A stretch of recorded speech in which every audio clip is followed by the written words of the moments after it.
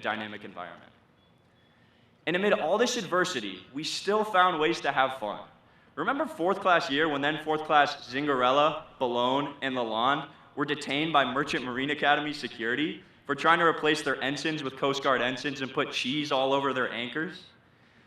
Or when we sailed to Cuttyhunk during coastal sail second class summer and had a lobster dinner while watching the sun set across a radiant New England sky. Think back to this past summer, during our 2-week quarantine before heading out to our summer assignments, when we were the only class on base and had no academic or military responsibilities. If you were able to dodge COVID, that was actually a pretty fun time. Today is both a beginning and an ending, the last page of a chapter and the first of another. But as I look around, I can certainly say, there is no one else I'd rather be sharing this moment with. Our class motto is, "We are the future." Who could have predicted 4 years ago it would prove to be so fitting? As we leave here today, let us take pride in the fact that we may not have all the answers. We don't have all the answers. But we have the passion, courage, and perseverance to find them. We are scholars. We are warriors. We are a family, and we are the future. Go class of 2021, and go Bears. Thank you, sir.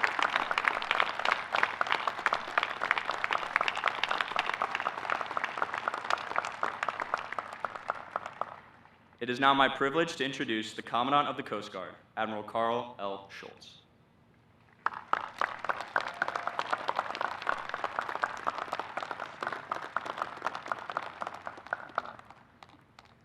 Well, good morning. I'm not sure I want to follow the distinguished graduate who quotes Euclides. I remember that guy 40 years ago that might have been sleeping during the answer to the question. I might have known a cadet like that. But Mr. President, Mr. Speaker, or Mr. Secretary, Governor Lamont, Mayor Passero, we have former Senator Chris Dodd from the state of Connecticut, Congressman Joe Courtney, parents, families, friends, and most importantly, today, the Coast Guard Academy class of 2021. What a beautiful and exciting day it is for our flagship institution's 140th Commencement Exercises. You know, it was 1 year ago, as Admiral Kelly alluded to, that him and myself, the Dean, a couple others were on this stage for an extremely well-orchestrated virtual commencement with the class of 20. And as great as an event that was, I am elated to be back in New London today with our President and our class of 2021, all here in person to graduate and commission the newest officers into the United States Coast Guard. And we talked a lot in this past year or so, but we are absolutely stronger when we are together. Let me start by noting that this summer, after 33 plus years, including 15 years service as the Dean of Academics, a real special guy around here, Kurt Colella, Captain U.S. Coast Guard, retired once before, will now retire a second time, this time as Dr. Colella. And Kurt, I'd like to thank you as Dean for your decades of truly unrivaled professionalism, dedication to the development of future Coast Guard officers that fill our ranks today across the globe. Please join me, if you would, folks, for a round for Dean Colella.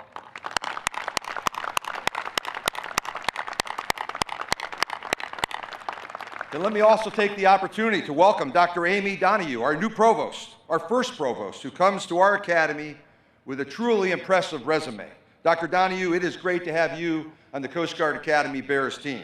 And to the friends and families of our soon-to-be graduates and newly minted ensigns, as well as our remarkable, dedicated staff, coaches, and faculty, thank you for your unwavering support of our cadets. This past year has been uniquely challenging, and you should be rightfully proud in sharing in today's celebration. And I'd like to add my thanks to the international cadets and those senior members of the respective services here today. Our international cadets absolutely enrich the experience of our Coast Guard Academy cadets as they go out and ply the waters and interact with navies and Coast Guards and armed forces around the world. Thank you for being here these last few years. And to the class of 2021, while the 200-week cadet experience is known to be quite arduous, your class stuck together to overcome truly unique, arduous, demanding circumstances, challenges to reach this moment. And soon I will ask each of you to raise your right hand and swear an oath to protect and defend our Constitution, a written set of ideals foundational to who we are and who we aspire to be as a nation as you enter commissioned service in the United States Coast Guard, the world's best Coast Guard. Ours is an organization committed to securing the homeland, enhancing our economic prosperity, and advancing our national security interests around the globe. Ours is a big portfolio of responsibilities for a rather small service, and each of you will immediately play a significant role at your respective first units, contributing to our mission success. For years, I've admired the bias for action of our Coast Guardsmen that they bring to their duties each and every day, and have often remarked just how you absolutely excel in building and leveraging relationships and partnerships, be that within local communities, be that across the interagency, the joint service environment, or across the globe. I attribute much of our organization's success to the trusting relationships forged through these partnerships and the actions of our Coast Guardsmen, actions informed by our core values cultivated right here in New London, Connecticut.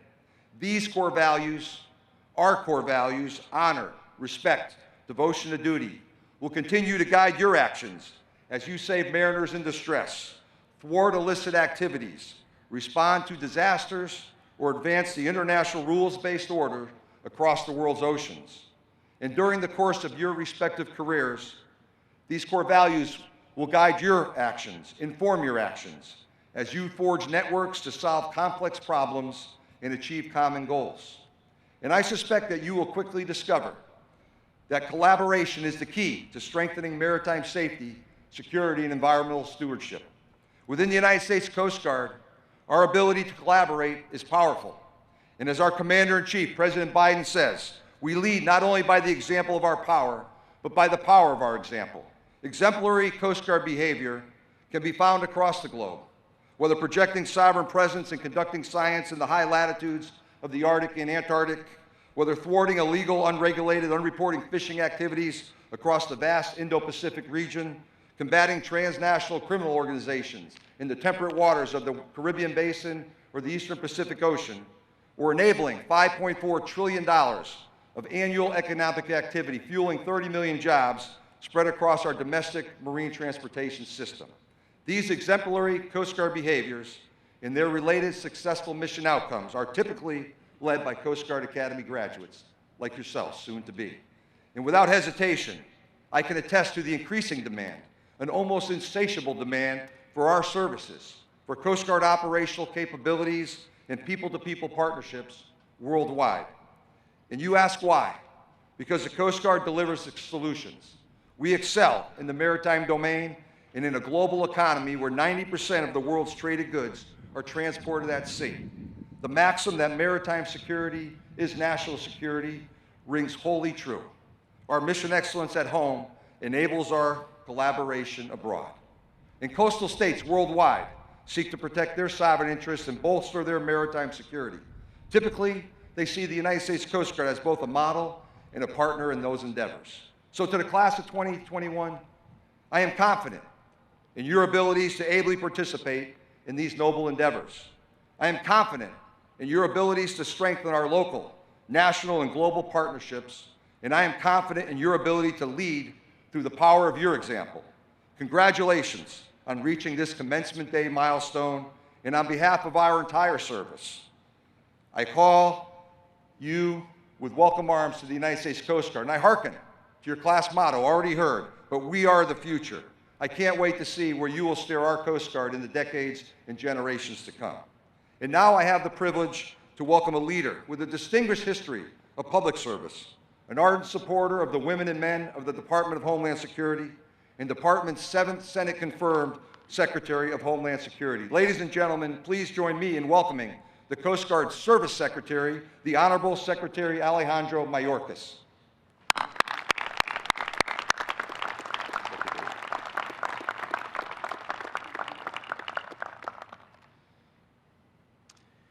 In all that we do, we have the opportunity to bring honor. We can bring honor to our colleagues, to our shipmates, to the institutions of which we are a part, to our families and communities, and to those who came before us and in whose memory we serve.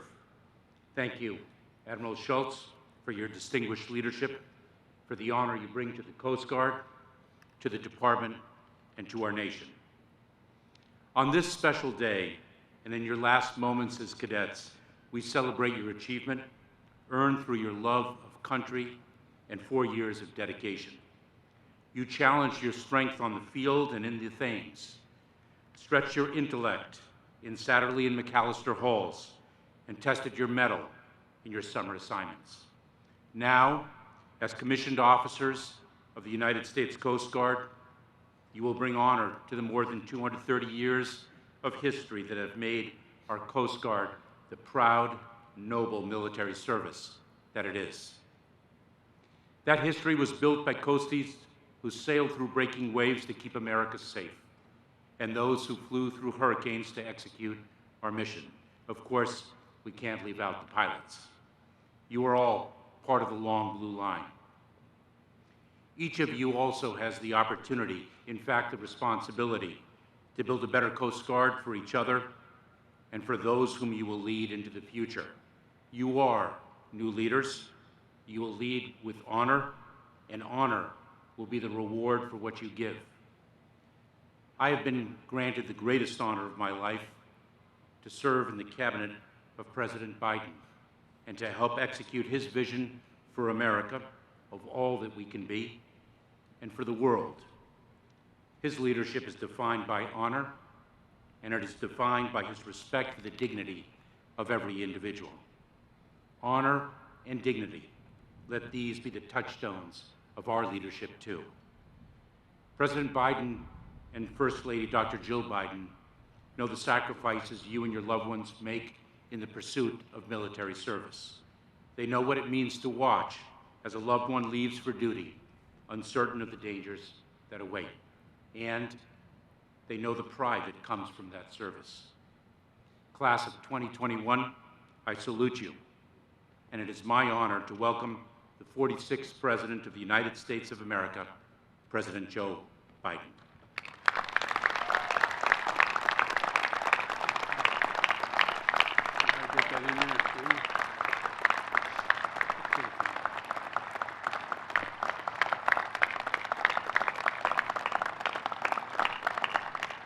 Mr. Secretary, thank you. Hello, Coast Guard Academy. I tell you what, we're going to speak for about 4 hours to see if those white uniforms last longer to keep the heat away than these poor guys in their graduation gowns here. God love you. I thought I was hot in a blue suit. Governor Lamont, it's good to see you, man. You've been a good friend a long time. And I understand the senior senator from this state for a long time, Chris Dodd, is here. I don't know where you're. I don't think you're in the class, Chris. But you want to. Where is he? Chris, welcome, pal. One of the finest men I've ever served with in my whole career. And Mayor Pissarro, I want to thank you for being here. Thanks for the passport into town. And I want to thank again Secretary Mayorkas for joining me today as well. He understands well how vital the Coast Guard is to our economic, our environmental, and our national security, and how central you are to our Homeland Security mission. Admiral Schultz, congratulations on an outstanding new Corps of officers. This past year, there can be no doubt, Class of 21 is ready for whatever its mission may be. I know this day is doubly important to Admiral because he's not only the Commandant of the Coast Guard. Well, let me say it another way. In 2013, I think I gave the commencement here, and I was pointing out how the Coast Guard was adapting so rapidly to changing conditions. And I said, this is not your father's Coast Guard. I take that back.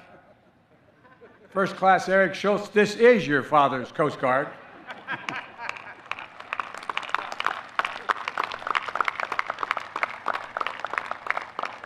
And I know it probably embarrasses me to point you out and say that, but I had a son in the United States military. He was very proud. He was a Major U.S. Army, won the Bronze Star, the Congressional, anyway.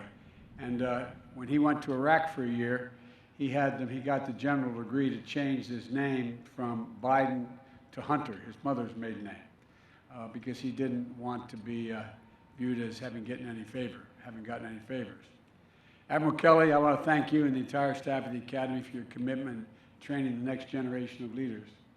And I brought with me a former Academy grad who now serves as my Coast Guard Millet, Lieutenant Commander Jana, now I'm going to embarrass her, Jana Mccrone of the class of 2007.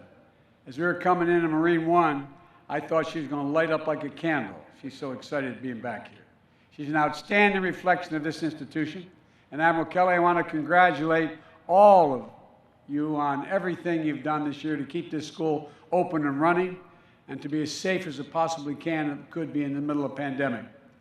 You know, the instructors, the cadets, the cafeteria, the support staff, public works, the campus safety team, the science department, the medical staff, the morale, well-being, and recreation team, everyone went above and beyond the normal call of duty to try to make it work, and you did. And I hear that Mrs. Paula Springer's cookies for cadets were particularly a boost in morale. And what you all achieved together embodies the Coast Guard creed: always ready, always ready. I want to thank you. Cadet Seiler, for speaking on behalf of your class, and congratulations on earning the honor of being the class of 21's distinguished graduate. But most importantly, I want to thank your parents and families for everything they have done to support you and all of you, and and those watching online as well. There's not all can be here. You've raised these cadets to be fierce patriots, as well as young people of incredible courage and determination. You are the ones who first installed in them the sense of service, who helped them hear the calling of higher duty. So it's your day, too. Cadets, stand up, turn around, and salute your parents. Get up, up, up, up.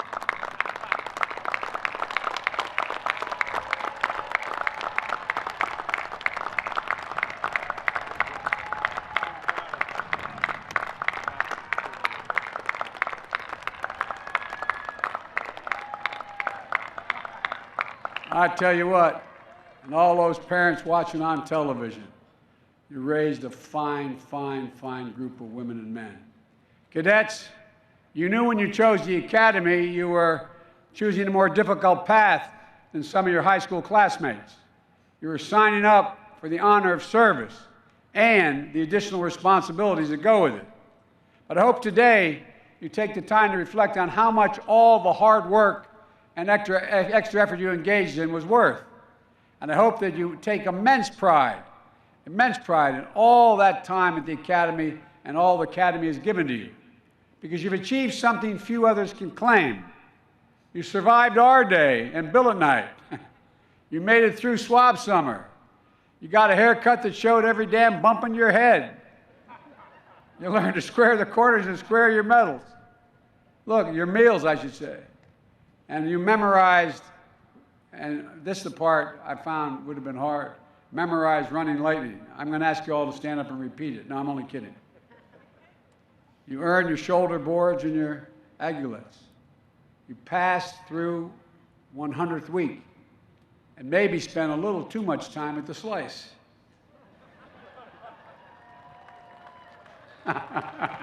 You can clap. Come on, man, you're moving on. Show a little courage. And like all the students across the country, you had to figure out what it meant to finish your second year class with virtual instruction. The pandemic upended so much of our lives, as was mentioned several times so far. Last year's graduating class didn't get to have this ceremony in person. But the Coasties fashion that you all have, you met the threat head on. You adapted, showed your resilience, and you led. The class of 21, you were the ones to test and improve the restricted movements protocols that allowed you to return to class on campus. And with careful precautions and regular testing, you were able to go back to your lives and training here in New London to conduct your first year class in person. It certainly looked and felt different, I'm sure, but you found ways to keep many of the Academy's traditions alive and maybe even formed a few new ones. You still were able to bring your cars on campus. You just weren't allowed to go anywhere in those cars. Oh, man, I tell you what, I'd have trouble watching my car sit there. But maybe dipping your ring in Crown Park or having your ring dance outside will be a new standard. The Super Bowl of intercompany sports may become an annual event. And by the way, congratulations to the Bravo Company, by the way, for your victory. You can clap, it's okay. Even if you lost, you got to clap. And though everything you found, through it all, you found ways to excel in the classroom and in athletics.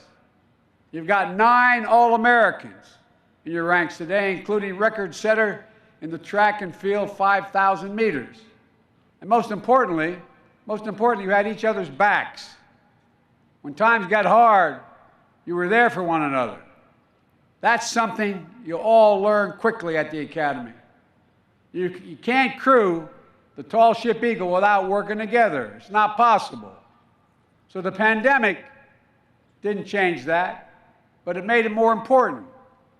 I know we wish more of your loved ones could be here today to celebrate with you in person, packed into the stands for your big day, especially because so many of you come from families of proud traditions of service.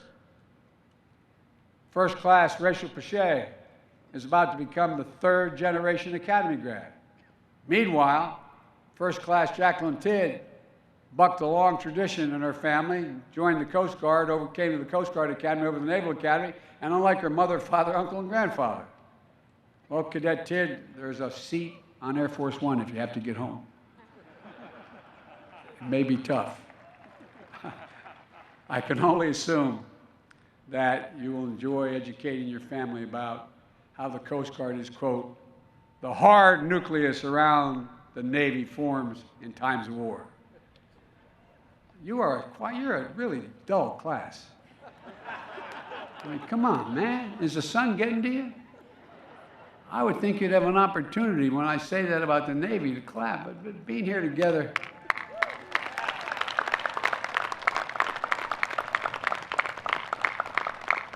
But all kidding aside, being here together is a victory in and of itself, an important marker in the progress we've made to turn the tide of this pandemic.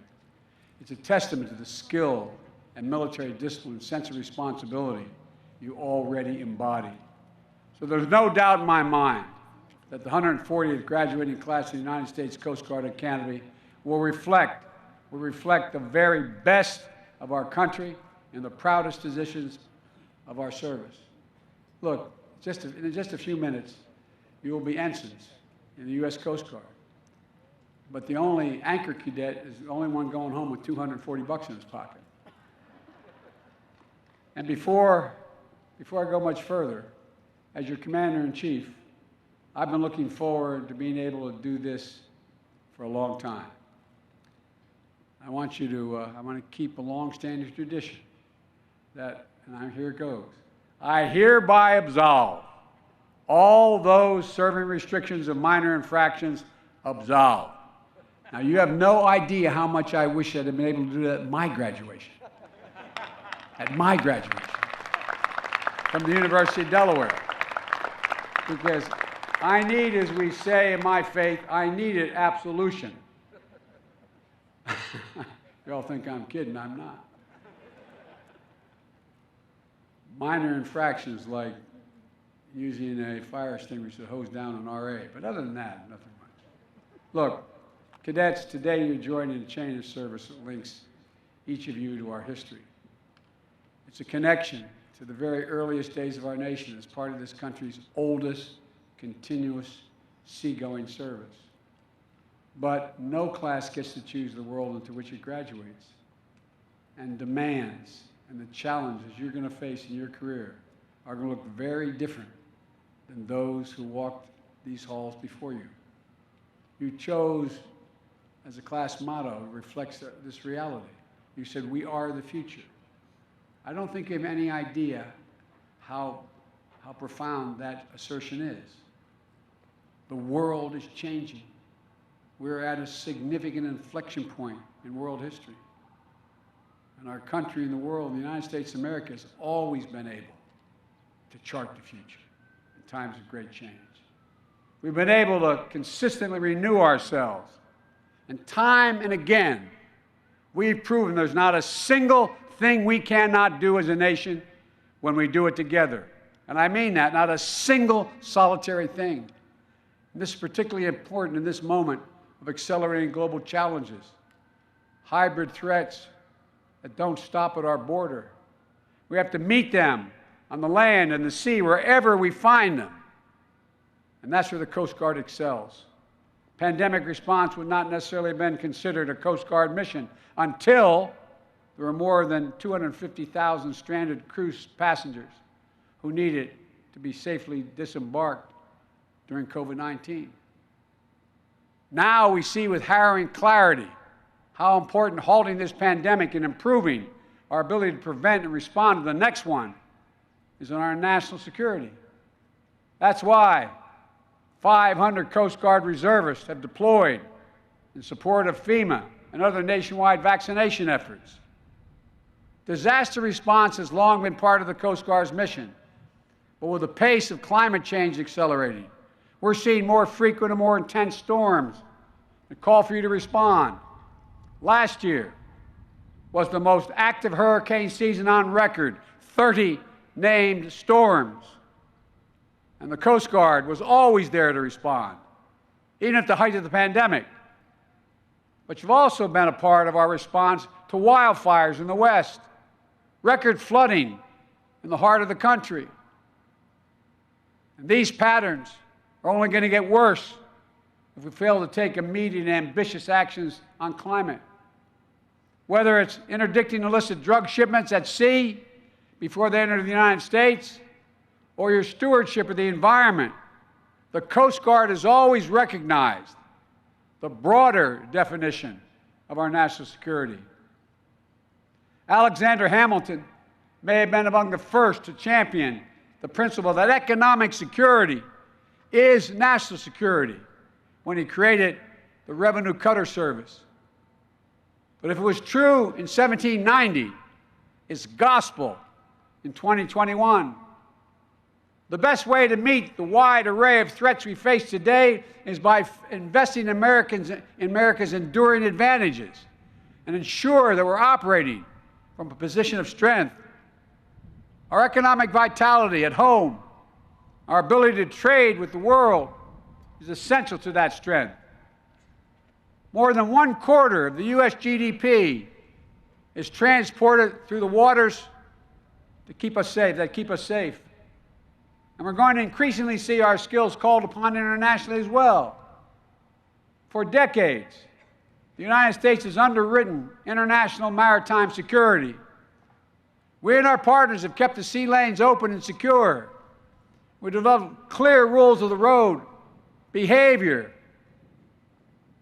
is in bounds, important, out of bounds for other nations, to ensure that we can share peacefully in the natural bounty of the sea. And for decades, those rules supported global economic strength that benefited nations everywhere and helped people around the world develop their economic potential. But as you know, increasingly, we're seeing those rules challenged, both by the rapid advance of technology and the disruptive actions of nations like China and Russia, with whom I've had direct discussions of this with President Xi as well as President Putin. Long-standing basic maritime principles like freedom of navigation are a bedrock of global economic and global security. When nations try to game the system or tip the rules in their favor, it throws everything off balance. That's why we are so adamant that these areas of the world that are the arteries of trade and shipping remain peaceful, whether that's the South China Sea, the Arabian Gulf, and increasingly the Arctic. It's of vital interest to America's foreign policy to secure unimpeded flow of global commerce. And it won't happen without us taking an active role to set the norms of conduct, to shape them around democratic values, not those of autocrats. That's why we'll continue to support the United Nations Convention on the Law of the Seas, which outlines many of the key principles to ensure that our waters of our planet are not exploited by any one nation, but are preserved for the benefit of all. But they're being challenged now, all of it. So as we work together with our democratic partners around the world to both update the rules for this new age, to hold all of us accountable to living up to those rules. Your mission will become even more global and even more important. You have an essential role in our efforts to ensure a free and open Indo-Pacific. Our new agreement for the Coast Guard to partner with Taiwan will help ensure that we're positioned to better respond to shared threats in the region and to conduct coordinated humanitarian and environmental missions. The U.S. Coast Guard partnership with nations throughout the region to take on issues like illegal, unreported, and unregulated fishing are essential to building the muscle of cooperation. When distant water fishing fleets travel thousands of miles to strip maritime resources without regard to catch regulations or internationally established economic zones, it hurts everyone. Which is why we sent the U.S. Coast Guard, Qatar, Berdoff, to partner with Ecuador last summer to disrupt and deter a Chinese distant water fleet operating near the Galapagos Islands. We're fielding requests from other nations all across the Indo-Pacific that are eager to partner with our Coast Guard because of your reputation of professionalism and your unrivaled skill. The Coast Guard will be an increasingly central element in our engagement in the Indo-Pacific to protect lives, to preserve the environment, to safeguard sovereignty throughout the region. In the Arabian Gulf, we're in the process of deploying 6 new fast response cutters to update Patrol Force Southwest Asia. The Coast Guard's expertise is helping our partners in the region to enforce maritime law and perform search and seizure operations.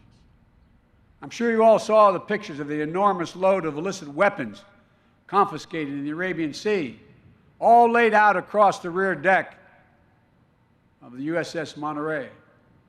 Coast Guard was critical to that seizure and to keeping those weapons out of conflict in the region.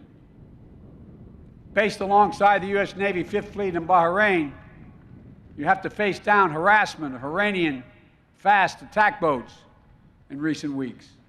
And in recent weeks, the U.S. Coast Guard cutter, Maui, had to fire 30 warning shots to deter such irresponsible and unsafe maneuvers in the region. The world is changing. We need you even more. And in the Arctic, the Coast Guard is a proud American presence in the region, rapidly growing in strategic importance as ice recedes and new sea lanes open. We, the United States, are an Arctic nation. The United States must demonstrate our leadership and engagement. Our diplomacy and our operational skill, we must continue to model responsible maritime behavior and uphold clear rules of international agreements that will protect and steward this pristine environment and secure it for future generations. And by the way, as you know by now, to protect our homeland security as well. We have to make sure that every country respects these international norms. So we need modern icebreakers, yes. But just as critically, we need to stand shoulder to shoulder with those allies and partners who share our values, including indigenous communities who are the keepers of traditional knowledge about the Arctic waters. Class of 2021, it's time for you to go out and be the future, to make the future. You've learned your history and your science. You predicted and practiced your disciplines on land and sea. You've shown that you are salty. This year, the Academy has graduated a class that is just over 1/3 women. And those, you got it.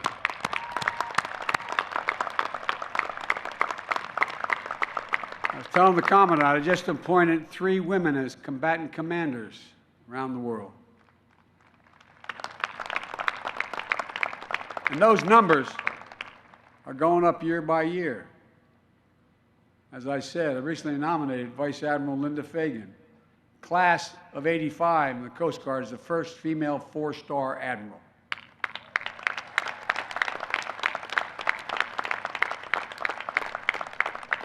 We need to see more women at the highest levels of command. We have to make sure that women have the chance to succeed and thrive throughout their careers. There's a saying we use in a different context, a Chinese saying. It says, women hold up half the world. It's an absolutely stupid position not to make sure they represent at least half of what we do. Every member of our armed forces should feel safe and respected in the ranks. That's why my administration is committed to taking on the scourge of sexual assault and harassment in the military. You're joining a service that not only serves as America's front line, it increasingly looks like America. This year's class is also just over 1/3 underrepresented minorities, including some of the highest number of African Americans, Asian Americans, and Pacific Islanders. Each of you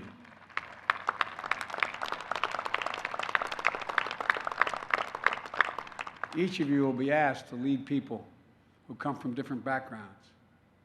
Your challenge as a leader is to treat every single person with equal dignity and respect and find ways to unlock everyone's talent. You know, you've already done some important work as a class, including with a class-wide equity walk and discussion groups in the wake of George Floyd's murder. Our national successes depend on our capacity to harness the full range of ideas and experience that exists in our country and deliver on the promise of the American dream for all America. You know, America's unique. America's the only country in the world that's founded on an idea. You can define every other country in the world based on ethnicity or geography. We're the only one based on an idea, not a joke. The idea was, we hold these truths to be self-evident, that all men and women are created equal, endowed by their Creator with certain inalienable rights, life, liberty, the pursuit of happiness. We hear it all the time, but it's who we are. We can't be different than attempting to continue to have that arc move toward justice. With this generation of graduates, of new ensigns in the United States Coast Guard, who have volunteered to serve our country, I've never been more optimistic about our future. You understand in your bones that our diversity is one of the enduring advantages and inherent strengths to America. In your careers, you're going to face challenges you can't predict. You'll be asked to lead in ways and navigate new paths. But when the storms gather or the seas of life grow rough, remember the Coast Guard's marching song to sing on land and sea. Through surf and storm, howling gale, high shall your purpose be. The class of 2021, you have it all. You really do. And we need you badly. And that's not hyperbole. The country needs you. Press always asks me why I'm so optimistic about America's chances in the world. And I've said from the time I decided to run, because of this generation, you're the most progressive, best educated, least prejudiced, most open generation in American history. We need you badly. You're ready. It's time to get underway. God protect you all as you set out on your journey, and may God protect all those who wear the uniform of the United States of America. God bless America. Thank you very much.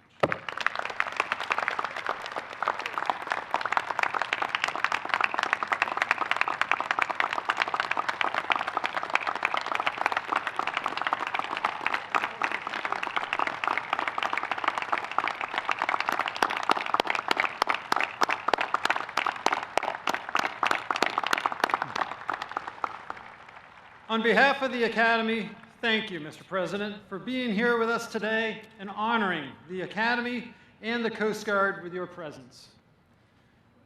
I would like to now present the United States Coast Guard Band, conducted by Commander Adam Williamson, who will perform a medley of service marches. All past and present members of the military are invited to stand and sing as the band plays their respective anthem.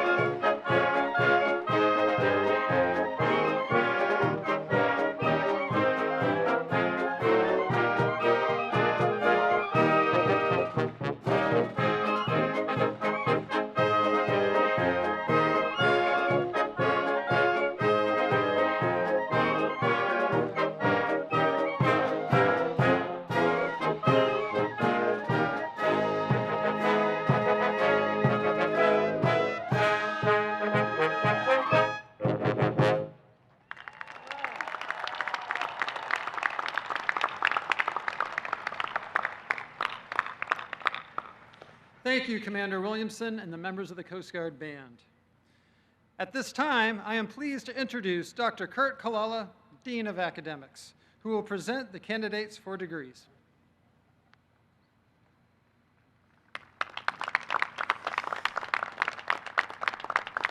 Mr. President, Governor Lamont, Secretary Mayorkas, Admiral Schultz, Rear Admiral Kelly, ladies and gentlemen, good afternoon.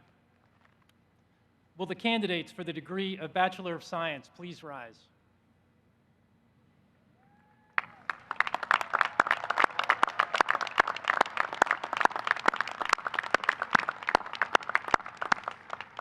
Admiral Kelly, as Dean of Academics, I have the honor of presenting to you the candidates for the degree of Bachelor of Science. They have been examined and approved by the faculty.